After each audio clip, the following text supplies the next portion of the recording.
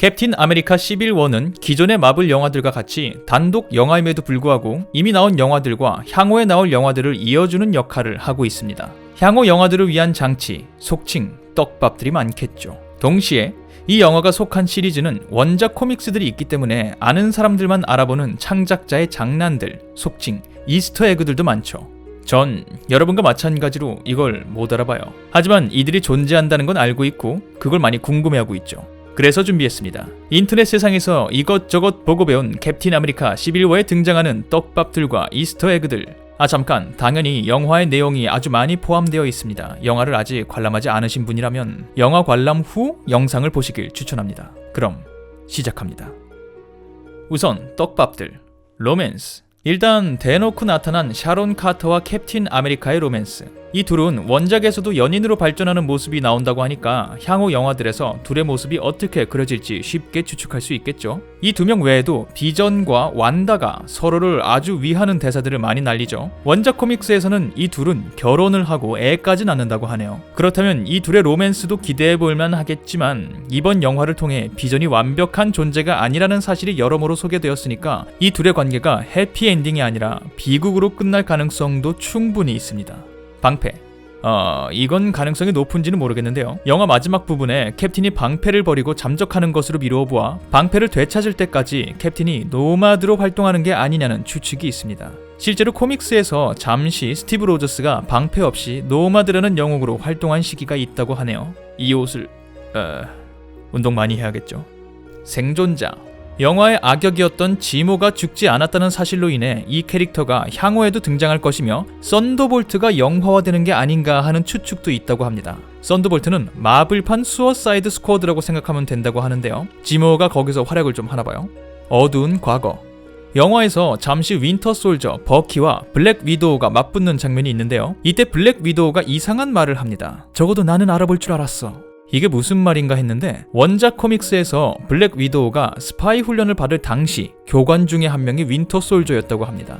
향후 나올 영화들에서 이 두 명의 과거가 다뤄질 가능성도 있는 걸까요? 거미인간. 스파이더맨은 이번 영화를 통해 이미 삼촌이 없이 지내는 모습과 스파이더맨으로 활동하는 모습을 보여주었으니까 앞으로 나올 스파이더맨 단독 영화에서는 그의 탄생 스토리를 길게 보여줄 필요가 없어졌습니다. 또 토니 스타크라는 친구를 갖게 되었으니까 확실히 이전의 스파이더맨 시리즈들과는 차별화된 장면들을 볼 수 있겠죠. 검은 표범. 마지막 떡밥은 블랙팬서와 관련이 있습니다. 버키를 냉동인간으로 만드는 장면을 통해 첨단 과학기술을 갖고 있는 와칸다라는 나라의 모습이 잠깐 비춰지는데요. 이 나라는 향후에 나올 블랙팬서 단독 영화에서 더 입체적으로 그려지겠죠. 이번 시빌워에서 블랙 위도우에게 비키라고 하는 여성 비서 같은 인물 기억나시나요? 이들은 와칸다의 정예 용사이자 블랙팬서의 여성 경호원인 도라 밀라제라고 하는데요. 원작에서는 블랙 위도우와 맞붙기도 한다고 합니다. 또 이번에 새로 얼굴을 등장시킨 에버렛 로스라는 캐릭터는 원작에서 블랙팬서의 조력자로 등장하고요. 이미 개봉한 어벤져스2 에이지 오브 울트론에서 짧게 등장했던 비브라늄 밀수꾼 클로우는 원작에서 블랙팬서와 맞서는 인물로 등장한다고 하니 블랙팬서의 단독 영화에서 이 두 인물이 활약하는 것이 아닌가 하는 추측들도 있습니다. 다음 이스터 에그들을 살짝 볼까요? 그 단어들. 윈터 솔저를 작동시키는 여러 단어들 중에 우리말 귀향으로 번역된 단어 홈커밍은 향후에 나올 스파이더맨 솔로 영화의 부제입니다. 또 숫자 17, 9, 1 이렇게 3개가 등장하는데요. 이건 버키의 출생 연도인 1917년이라는 말이 있습니다. 또 우리말 화물칸으로 번역된 프레이트 칸은 버키가 실종되었던 캡틴 아메리카 1의 사건을 지칭하는 말일 거고요. 재현. 내용이 똑같진 않지만 시빌워는 원작 코믹스에서 비슷한 연출들을 많이 갖고 왔는데요. 캡틴과 아이언맨이 맞붙는 장면은 원작의 모습을 그대로 갖고 왔고요. 아이언맨이 캡틴의 공격 패턴을 분석한 후 이용하는 장면, 캡틴이 아이언맨을 때려 눕힌 뒤 보이는 아이언맨의 얼굴 등도 그대로 재현되었습니다. 그리고 이 장면 기억하시나요? 이 장면 역시 어벤져스 코믹스의 표지로 사용되었던 모습을 그대로 재현한 거라고 합니다.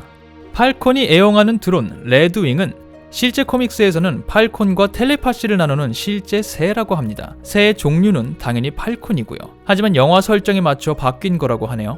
몸집이 커진 앤트맨을 상대하면서 스파이더맨이 거론한 옛날 영화 제국의 역습은 스타워즈 시리즈의 두 번째 영화로 이 영화에는 커다란 적군의 로봇을 작은 비행기에 달린 로프로 제압하는 장면이 등장합니다. 그리고 패기 카터의 장례식에서 캡틴 아메리카에게 용기를 불어넣어주는 샤론 카터의 추도사는 원작 코믹스에서는 캡틴 아메리카가 스파이더맨에게 해주는 대사를 인용해온 거라고 합니다. 자기가 자기 대사를 듣고 의지를 다졌죠. 또 윈터 솔저가 생포되었을 때 들어가 있던 이동식 감옥 기억나시나요? 이 감옥에는 D23이라고 적혀 있는데요. D23은 디즈니의 팬클럽 이름이라고 합니다. 1923년이 디즈니의 창립해라고 하네요. 마지막으로 원래 버키를 상담하려고 했지만 지모 남작에게 살해당하는 유엔의 정신과 의사로 등장한 배우는 캡틴 아메리카 윈터 솔저와 시빌워를 감독한 루소 형제 중 한 명인 조 루소라고 합니다. 네, 이렇게 캡틴 아메리카 시빌워의 떡밥들과 이스터 에그들을 살펴보았습니다. 사실 이런 내용은 알아도 그만 몰라도 그만이지만 영상을 보신 분들께는 좋은 정보가 되었길 바라며 저는 다음번 다른 영상으로 찾아뵙도록 하겠습니다. 감사합니다.